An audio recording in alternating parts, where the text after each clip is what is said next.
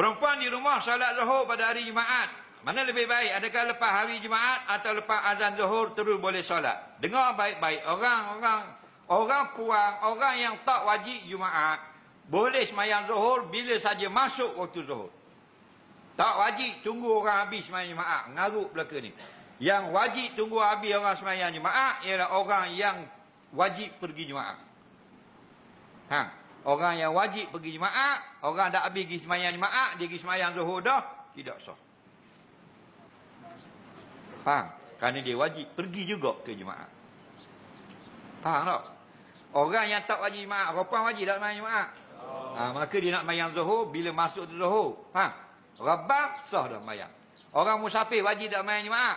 Orang bang zuhur, boleh dah semayang Jumaat. Boleh dah semayang zuhur. Orang bang Jumaat, dia boleh dah semayang zuhur. Orang sakit wajib dah semayang Jumaat?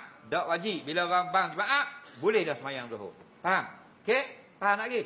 Yang wajib selesai orang semayang Jumaat, baru boleh semayang zuhur, ialah orang yang wajib Jumaat. Faham? Dia wajib semayang Jumaat.